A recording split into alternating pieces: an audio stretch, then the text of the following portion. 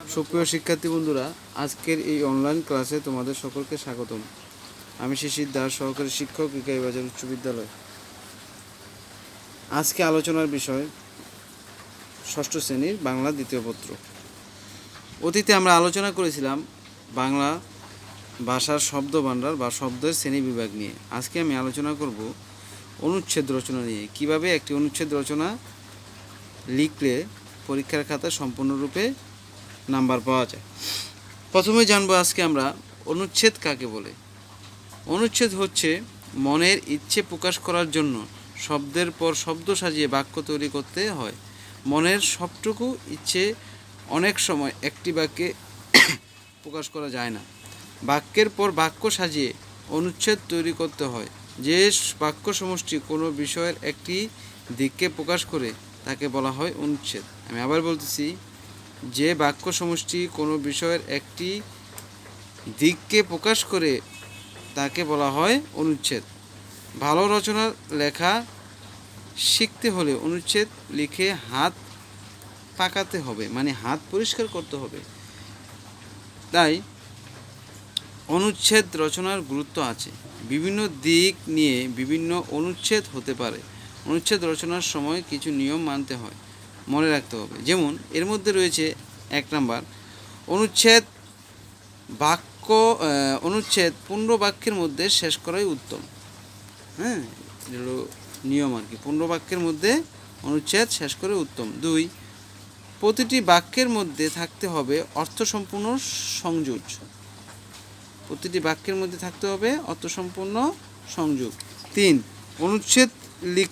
অনুচ্ছেদ লিখতে হবে সহজবোধ্য ভাষায়।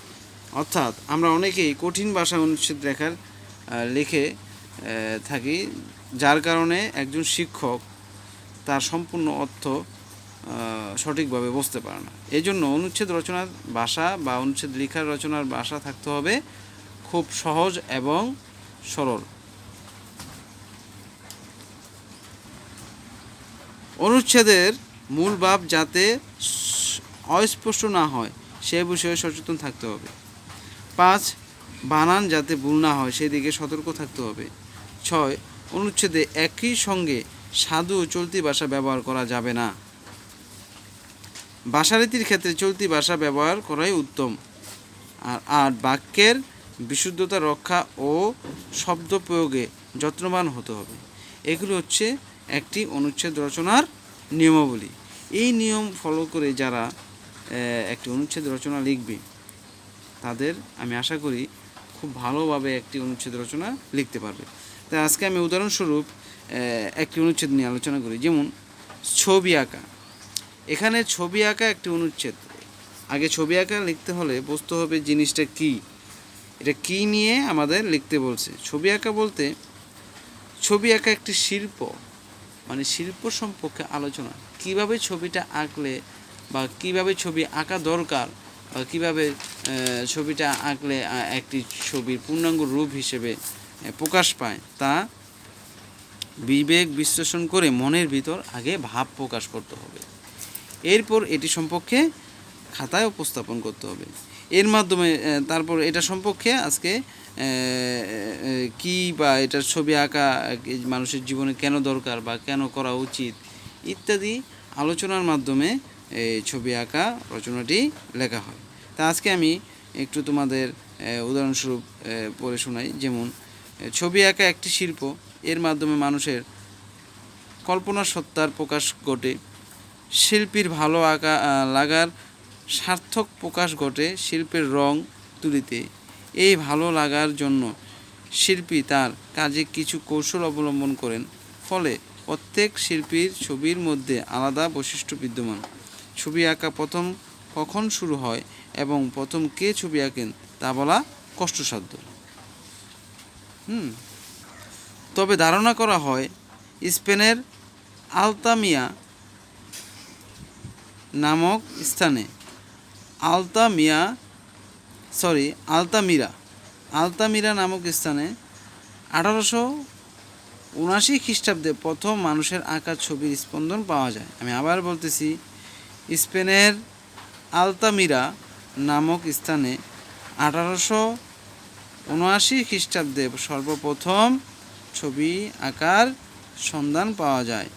সেই থেকে শুরু হয় বর্তমানের অবধি শিল্পীরা ছবি এঁকে চলেছেন। প্রতিটি মানুষই খেয়াল খুশি মতো ছবি আঁকে, এমন মানুষ খুঁজে পাওয়া কঠিন হয়ে যাচ্ছে এখনই। মানে এমন কোনো মানুষ নেই যেখানে ছবি না আঁকে। একটা শিশু যখন পেন্সিল ধরে শেখে তখন শিশুটি আপন মনে কোনো ছবি এঁকে ফেলে। মানে তার মনের ভাব প্রকাশের মাধ্যমে যে কোনো ছবি সে আঁকতে পারে। প্রথম যারা লেখা শুরু করে তারা তো লেখা পারে না, ঠিক না? তো ওই ক্ষেত্রে কী করে আপন মনে তাদের ভাবমূর্তিটা প্রকাশ করে কিছু আঁকা, যেটা প্রকাশ করে। যেমন ছবি আঁকতে আঁকতে অনেক চিত্রশিল্পী হয়ে গেছেন। ছবি আঁকতে আঁকতে অনেকেই চিত্রশিল্পী হয়ে গেছেন। যেমন আমাদের স্কুলে অনেক আছে।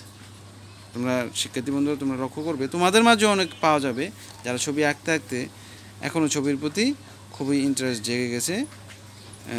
এর ফলে তারা কি কিছু পরিমাণ হয়তো বা বড়ো শিল্পী না হলে হইতেই হবে এরকম কোনো কথা নেই। ছবি আঁকা একটা আর কি ইচ্ছা বা মনের ভাবমূর্তি, এখানে পুরস্কার পাইতে হবে এরকম কোনো কথা নেই, ঠিক না? আমাদের দেশে এমনই এক শিল্পী ছিলেন জয়নুল আবেদিন। চিত্রশিল্পীগণ তাদের ভাবনার কথা ছবি আঁকার মধ্য দিয়েই প্রকাশ করেন। অর্থাৎ যারা এই ছবি আঁকা নিয়ে ব্যস্ত থাকে তারা তাদের মনের ভাবটা ওই ছবির মাধ্যমেই প্রকাশ করে থাকে। আচ্ছা, আজকে আমি তাহলে এই ছবি আঁকা নিয়ে একটা অনুচ্ছেদ রচনা তোমাদের বুঝালাম। তা আশা করি তোমরা বুঝতে পারছো যে অনুচ্ছেদ রচনাটা কী বা কীভাবে তোমরা পরীক্ষা খাতা লিখবে। তো আজকে অনলাইন ক্লাস এখানেই আমি সমাপ্তি ঘোষণা করছি।